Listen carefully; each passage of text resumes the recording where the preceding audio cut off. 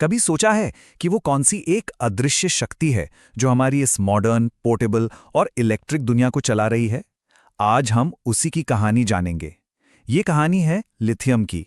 देखिए ना, हमारे हाथ में जो स्मार्टफोन है, जो इलेक्ट्रिक गाड़ियां सड़कों पर दौड़ रही हैं, या फिर हमारे डेस्क पर रखा लैपटॉप, इन सब में एक छोटी सी लेकिन बहुत ही जबरदस्त चीज कॉमन है, और वो है एक रिचार्जेबल बैटरी जिसके दिल में धड़कता है लिथियम। तो सवाल ये है कि आखिर वो कौन सा एक जादुई तत्व है जो इन सभी नई टेक्नोलॉजीज को एक धागे में पिरोता है? इसका जवाब आज में नहीं, बल्कि ब्रह्मांड की बिल्कुल शुरुआत में छिपा है। तो चलिए समय में थोड़ा पीछे चलते हैं, बल्कि बहुत पीछे। हमारी कहानी की शुरुआत होती है ठीक बिग बैंग के बाद, जहां लिथियम का जन्म हुआ था। जरा सोचिए, बिग बैंग के सिर्फ 3 मिनट बाद, जब ब्रह्मांड अभी बना ही था, तब सिर्फ 3 ही तत्व मौजूद थे: हाइड्रोजन, हीलियम और बहुत ही थोड़ी मात्रा में लिथियम।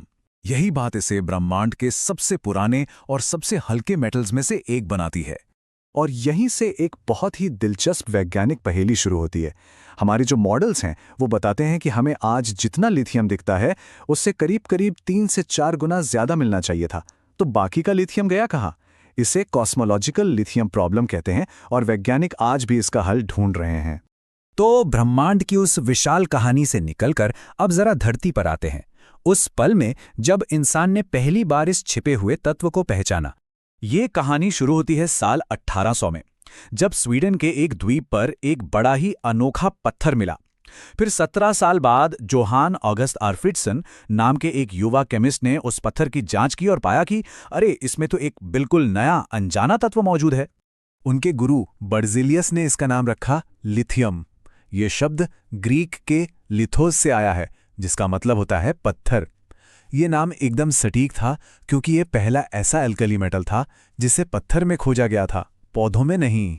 अब लिथियम के बारे में सबसे जरूरी बात यह है कि ये स्वभाव से बहुत ही ज्यादा रिएक्टिव और अस्थिर होता है। मतलब इसे हवा या पानी के संपर्क में लाना भी खतरनाक हो सकता है। तो वैज्ञानिकों के लिए सबसे बड़ी चुनौती ये थी कि इस कमजोरी को ही इसकी सबसे बड़ी ताकत में कैसे बदला जाए। इसका सारा राज लिथियम के एटम के अंदर ही छिपा है। देखिए, इसके बाहरी शेल में सिर्फ एक अकेला इलेक्ट्रॉन होता है, और लिथियम इस अकेले इलेक्ट्रॉन से छुटकारा पाने के लिए कह सकते हैं बेताब रहता है। इसी एक वैलेंस इलेक्ट्रॉन को देने की बेताबी ही लिथियम को इतना ज्यादा रिएक्टिव बनाती है। और पता है, यही वो ऊर्जा है जिसे हम बैटरी में इस्तेमाल करते हैं। जब ये इलेक्ट्रॉन बहता है तो बिजली पैदा होती है। सिंपल। अब आते हैं उस कहानी पर कि कैसे 3 महान वैज्ञानिकों ने इस अस्थिर तत्व को हमारी दुनिया की सबसे जरूरी टेक्नोलॉजी में बदल दिया। सबसे पहले विटिंगम ने पहली रिचार्जेबल लिथियम बैटरी बनाई। फिर गुडेनफ ने आकर उसकी पावर को सीधे डबल कर दिया, और आखिर में योशिनो ने उसे बिल्कुल सुरक्षित बनाकर हमारे आपके इस्तेमाल के लिए तैयार कर दिया। विटिंगम का जो पहला डिजाइन था वो अपने आप में एक क्रांति थी। उसने 2 वोल्ट की पावर पैदा की, जो उस जमाने के हिसाब से बहुत बड़ी बात थी। लेकिन इसमें एक बहुत बड़ी दिक्कत थी। होता यह था कि जब बैटरी को बार बार चार्ज किया जाता तो लिथियम के इलेक्ट्रोड पर नुकीली सुइयों जैसी चीजें उगने लगती थीं। इन्हें विस्कर्स कहा जाता था।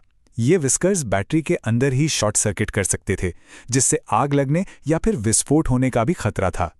खैर, आज इन शुरुआती समस्याओं को सुलझा लिया गया है और लिथियम सफेद सोने में तब्दील हो चुका है। इसकी मांग इतनी ज्यादा है कि बस आसमान छू रही है।